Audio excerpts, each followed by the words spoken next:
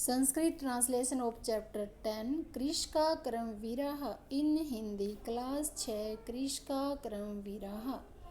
पाठ परिचय यानी कि इंट्रोडक्शन ऑफ लेसन पाठ का परिचय दिया गया है। इस पाठ में अन्नदाता किसानों की कर्मठता और उनके संघर्षमय जीवन के विषय में बताया गया है।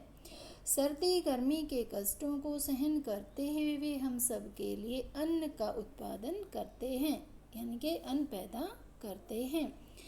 अत्यधिक परिश्रम करने के उपरांत भी उन्हें निर्धनता का जीवन व्यतीत करना पड़ता है, जीवन बिताना पड़ता है। तो इस प्रकार इसका श्लोक नंबर 1 है, जिसका क भाग दिया गया है। क भाग यानी कि सूर्यस्तपतु मेघा व वर्षन्तु विपुल जलम कृष्को नित्यम शीतकालेऽपि कर्मठौ। चाहे सूरज तपे सूर्यस्त पतु, चाहे सूर्यज तपता रहे, वाह वर्षंतु विपुल जलम अत्यधिक विपुल होती है अत्यधिक, वर्षंतु वर्षा होती रहे अत्यधिक बरसे, तथा कृषकौ किसान और उसकी पत्नी नित्यम लगातार शीतकाले अत्यधिक ठंड के समय में भी कर्मठौ मेहनत करते रहते हैं, काम में लगे रहते हैं। चाहे सूर्य तपे बादल अत्यधिक बरसें, किसान तथा उसकी पत्नी सदा सर्दी में भी काम में लगे रहते हैं। श्लोक नंबर 2 है। ग्रीष्मे स्टीरम से स्वेदम होता है पसीना, शीते कंपन ठंड में कंपन कांपना, सदा हमेशा, हलेन हल चलाना, खुदालेन खुदाली चलाना, तौ क्षेत्राणि करस्त खेत को जोतते रहते हैं। सदा सर्दी में गर्मी में शरीर पसीने से भरा हुआ, ग्रीष्मे गर्मी में शरीरम शरीर से स्वेदम पसीने से भरा हुआ, शीते कंपन में सदा, शीते ठंड में शरीर हमेशा कांपता रहता है। और हलेन च खुदालेन किंतु फिर भी वे दोनों हल से और खुदाल से खेतों को जोतते रहते हैं। इस प्रकार दिया गया है इसका श्लोक की हिंदी नीचे। गर्मी में शरीर पसीने से भरा हुआ होता है और ठंड में कंपन युक्त अर्थात कांपता रहता है, किंतु फिर भी वे दोनों कौन? किसान पति पत्नी, किसान दंपत्ति हल से अपना खुदाल से खेतों को जोतते रहते हैं। ख भाग देखो, तीसरा श्लोक दिया गया है। पादयोर पदतराणे शरीरे वसनानि, पाद होते हैं पैरों में जूते नहीं, यानी कि नंगे पैर।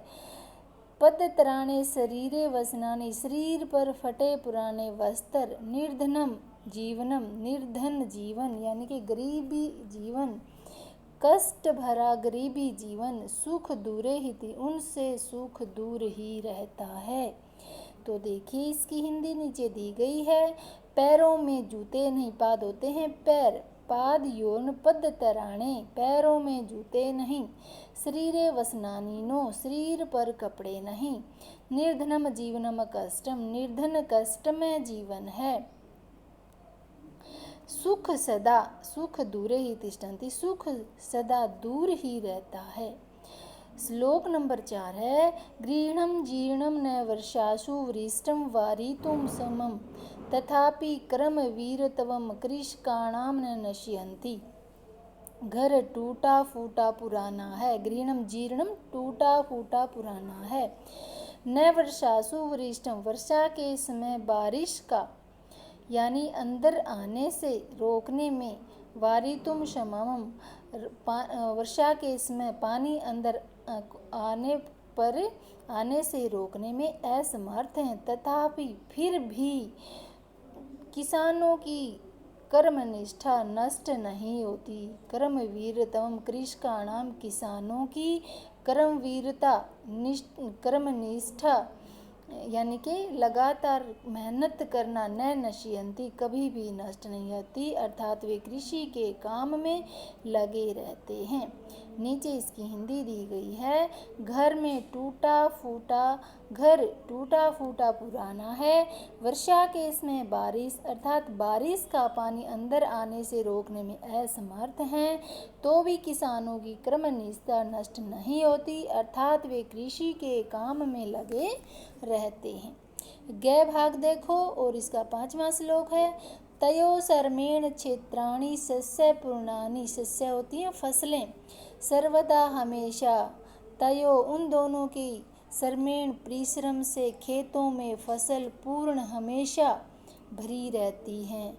धरित्री सरसा जाता, पृथ्वी जो है हरी भरी हो जाती है। शुष्का कंटकावृताः, कांटों से भरी वह धरती हरी भरी हो जाती है। अब इसकी हिंदी देखिए नीचे। उन दोनों किसान तथा उसकी पत्नी के परिश्रम से खेत सदा फसलों से भर जाते हैं। धरती जो पहले सूखी व कांटों से भरी थी, अब हरी भरी हो जाती है। आगे श्लोक 6 है, देखो। शाकम अनम फलम दुग्धम दत्वा सर्वेभ्यः एवं तौ। शाक फल सब्जियां, अन्न अनाज, फल दुग्धम दूध, दत्वा देते हैं, सर्वे ये सब कुछ, एवं तौ हम सबको वे दोनों।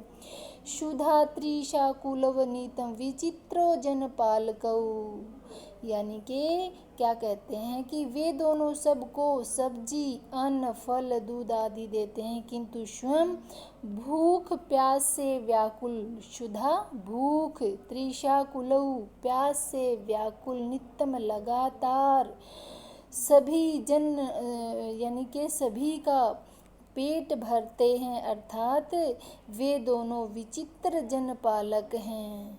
यह एक विडंबना है कि दूसरों की भूख मिटाने वाले स्वयं भूख का शिकार हैं। तो इस प्रकार इस अध्याय के यह हिंदी बताई गई है। श्लोकों को संस्कृत से हिंदी में अच्छे तरह से समझाया गया है, बताया गया है। तो जिस बच्चे को अच्छे से समझ ना आए, कहीं से कोई डाउट है, तो कमेंट बॉक्स में लिखकर अवश्य बताएं।